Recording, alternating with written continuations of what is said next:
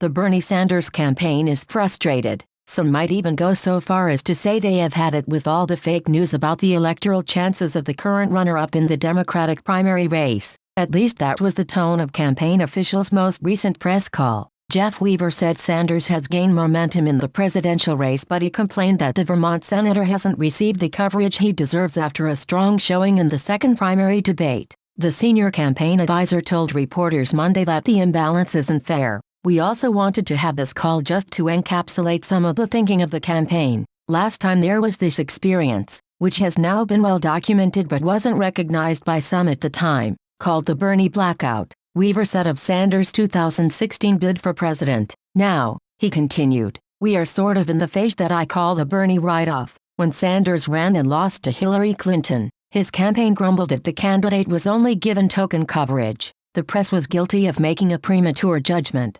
supporters argued at the time. Sure, reporters covered that narrowing race on the trail, but his team seemed convinced that the corporately owned media had written Sanders off as a sideshow. The campaign now fears a repeat in the 2020 race. There seems to be a direct correlation between the media coverage of polls and Bernie Sanders' specific standing in those polls, Weaver said. In his telling, the better the number is in the poll, the less coverage it receives, and the worse he does, the more it receives. Weaver wondered, for instance, why a recent Quinnipiac University poll showing Sanders trailing former Vice President Joe Biden 32% to 14% received extensive coverage. 47 stories were published about that survey, he said. But another poll, this one conducted by the left-leaning Democracy Corps, was largely overlooked. It showed Sanders trailing Biden just 31% to 22%. Only 2 stories were written about it. According to Weaver, this led to headlines such as "Is Iowa no longer feeling the burn?"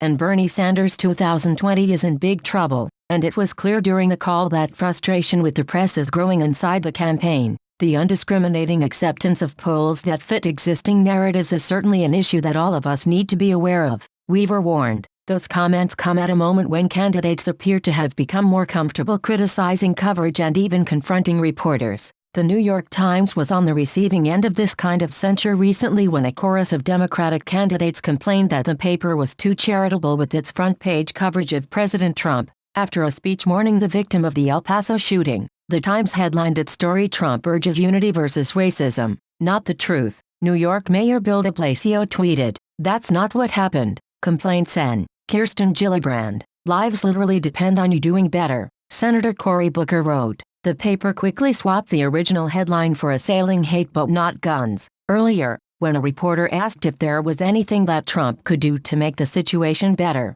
an exasperated Beto O'Rourke erupted. "What do you think? You know the S. he has been saying. He's been calling Mexican immigrants rapists and criminals." Members of the press, what the F? The Sanders campaign was responding to stories about polling, not a mass shooting that left 22 dead, and there was measured frustration, but no profanity, on the call. All the same, Weaver took the opportunity to knock prominent news outlets by name. MSNBC repeatedly puts polling statistics on the air that are not accurate, he said, asserting also that CNN ran an unfair story about Sanders' appeal slowing negativity at The Washington Post. He added, is legion. The campaign is rolling out evidence to support an alternative narrative. The polling data clearly shows that Bernie's campaign is doing very well in a solid second place and has momentum and has made up ground especially after the second debate, pollster Ben Tulchin insisted. There is a lot of data to verify that, as opposed to cherry-picking a couple of polls that don't have Bernie doing as well, which are outliers.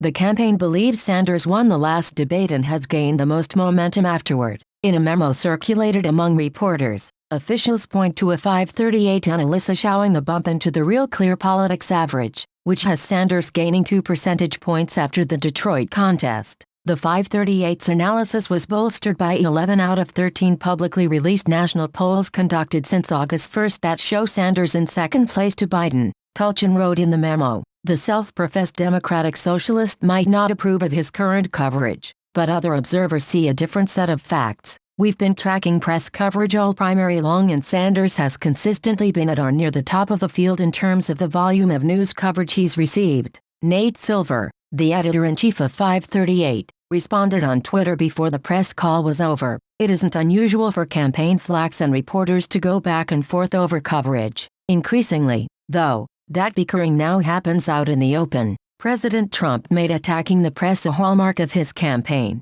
and continues to do so. Democratic candidates are a long way off from matching his animus. However, at a moment when trust in the media has plummeted, a July survey by Pew Research found that 6 in 10 Americans think the media intentionally ignores stories that are important. They may soon find it beneficial to follow suit.